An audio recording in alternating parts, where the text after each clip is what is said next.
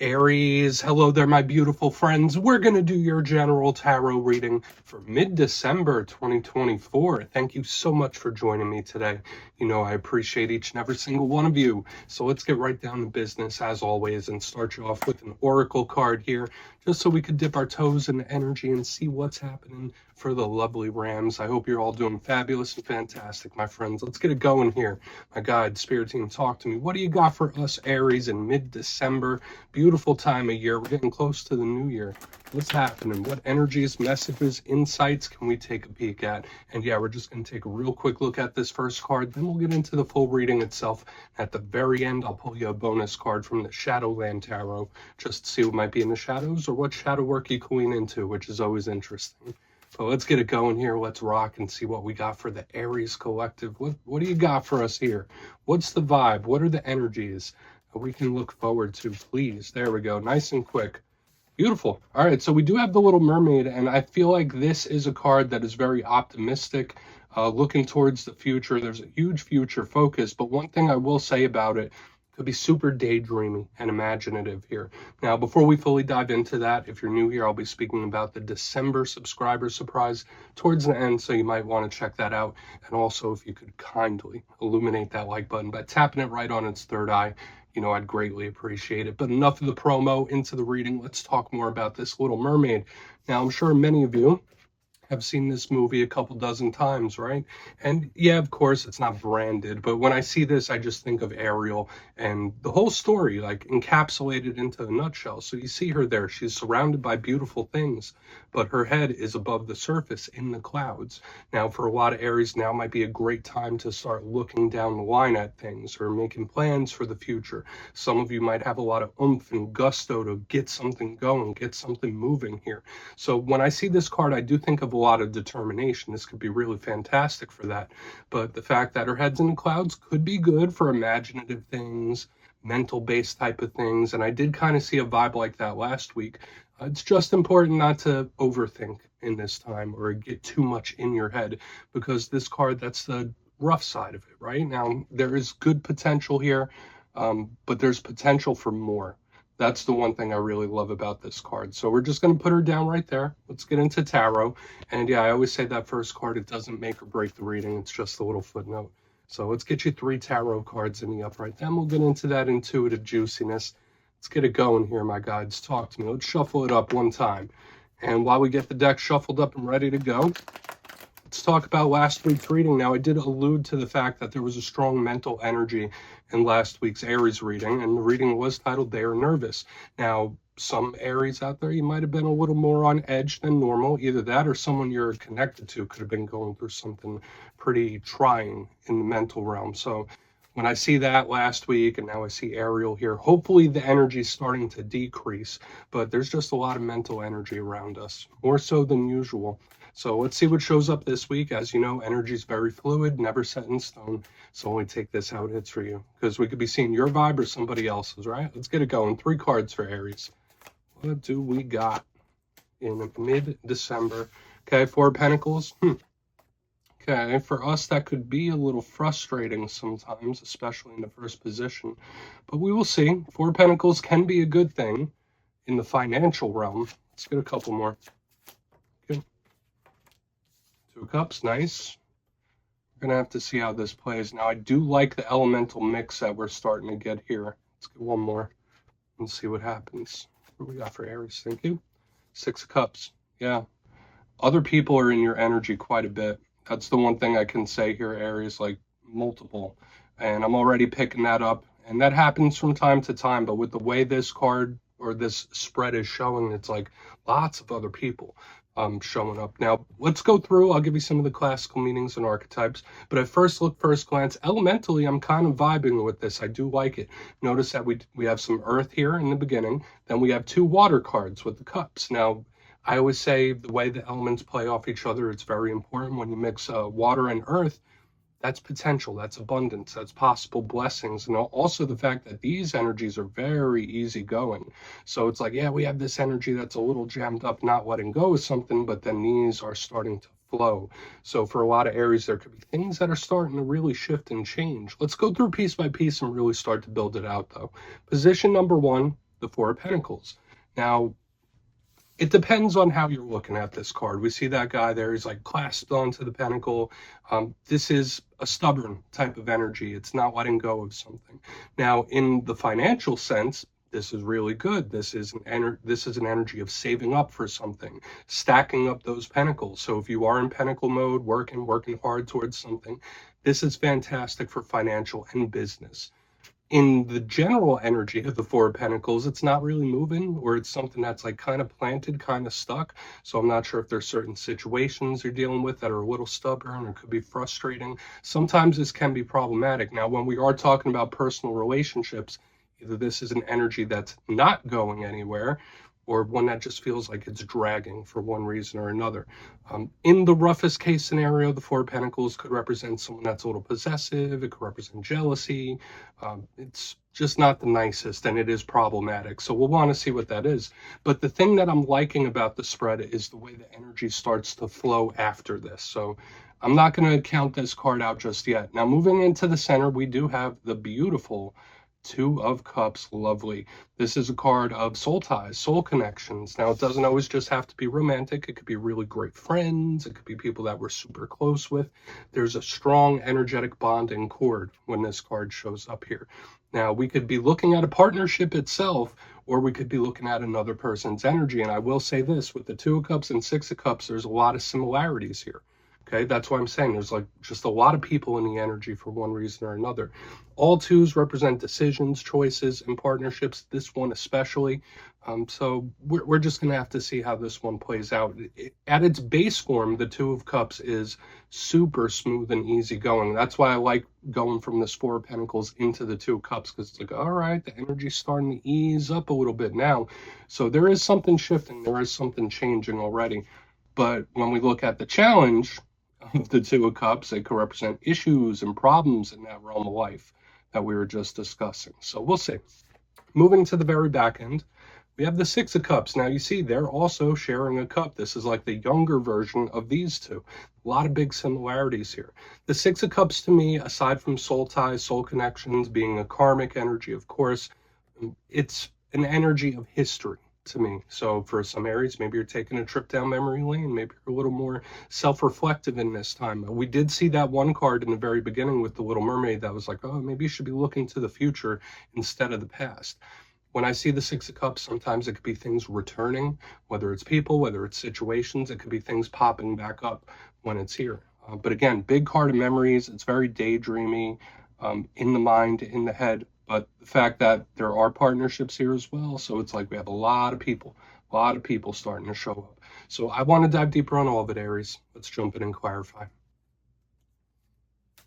Okay, let's get a good shuffle here for you, my friends. What do we got? My guides, what's going on for Aries? And yes, this is where I go intuitive with the message, which means I just tell you how it feels to me. So feel free to do further research or rely on your base knowledge of tarot, because as you know, every single reading is about the reader's interpretation, and I'm just giving you mine.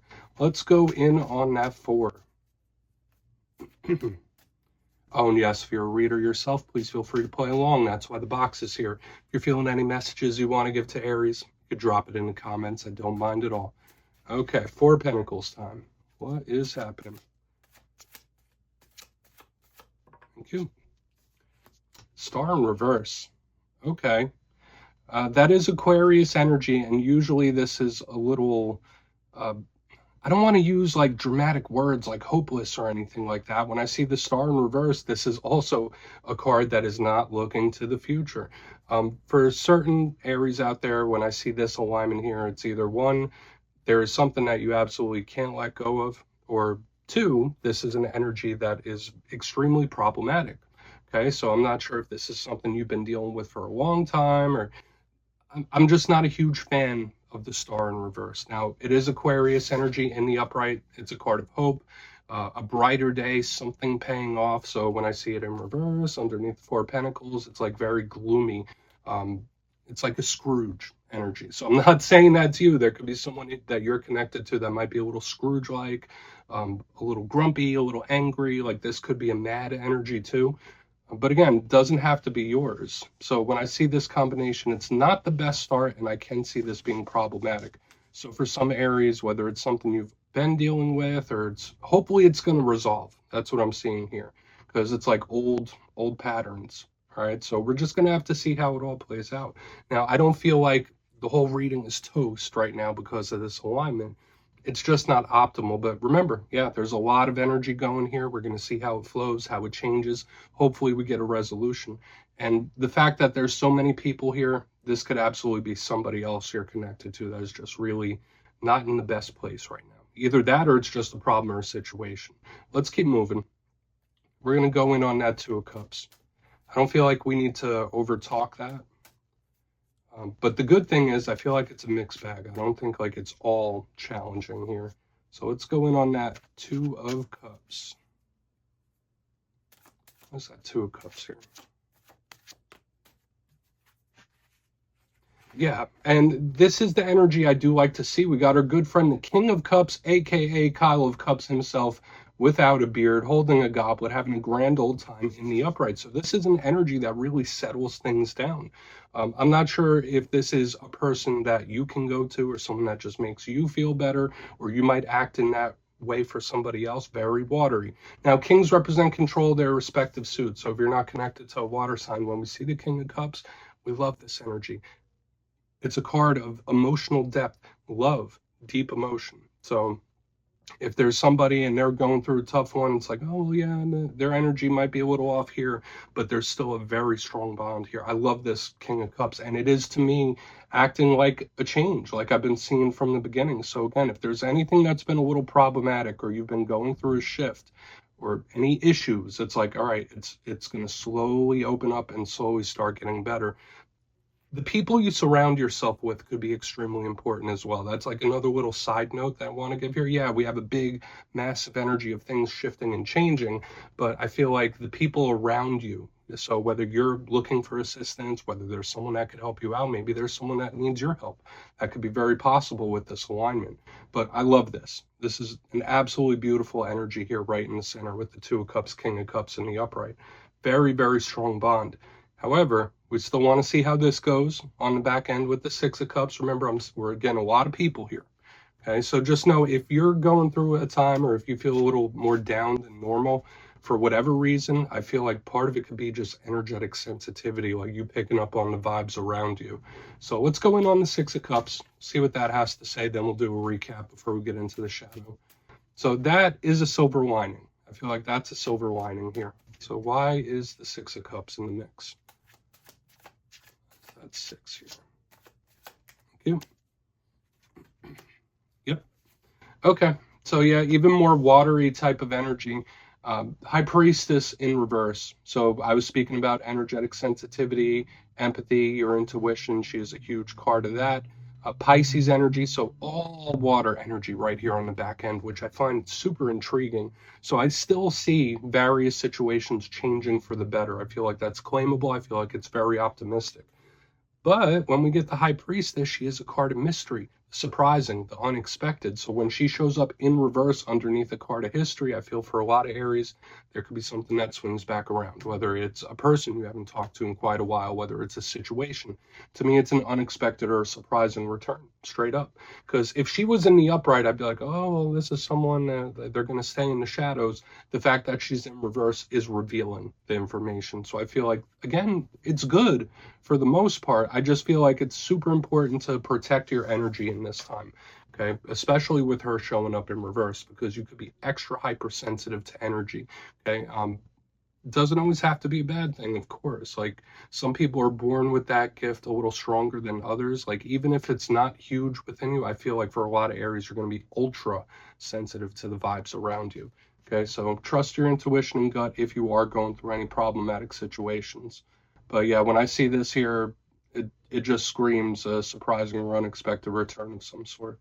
So let's go through. We'll do a quick recap, then we'll get into the shadow card. I feel like this reading has a little bit of everything showing up. So it's like, yeah, we got some sticky energy here, but it does free up in a very nice way. But position number 1, we have the Four of Pentacles, clamp down type of vibe with the star in reverse. So I did say this is like a Scrooge or Grinchy type of energy, just to stick with the seasonal vibe. So I don't know if you're not feeling super festive this year. It could just be someone you're connected to where they're just not in the best place for whatever reason. But it's problematic, okay? So whether this is something you've been dealing with for a while, I do like that the energy frees up and changes in a super positive way. But just watch out for things, sticky situations for sure. Moving to the center, we have the Two of Cups with the King of Cups in the upright. Beautiful, strong bond here. The people you surround yourself with are super important, but aside from that, with the general energy, it's a shift, it's a change for the better. So again, any problematic energies should start easing up for you and moving in a real nice place. On to the back end, we have the Six of Cups with the High Priestess here in reverse. I did speak of the energetic and emotional sensitivity in this time. It's going to be hyper amplified for whatever reason, but a big thing here, it's a surprising or unexpected return of either a situation or a person. So I mean, you might be getting some communications from people you haven't chatted with in quite a while. Okay, so keep your eyes peeled. And yeah, please take a screenshot if you want to look into that further. Let's see what's in the shadows. What do we got? So yeah, a little bit of everything happening there, Aries. It's all good though. Let's shuffle it up one time. What do we got for my good friends?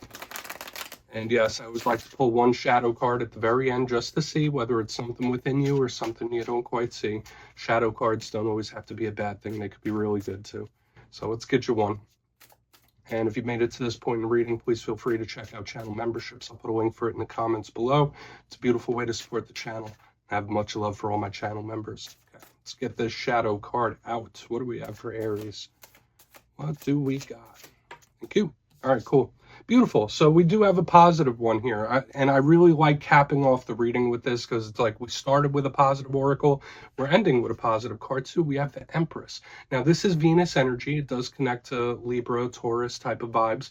And when I see her, I think of blessings and abundance. She is a card of manifesting and just your cup runneth over. So when this shows up in the shadows, I like it because of this energy here, where this one's like a little down. It's a little gloomy, downtrodden.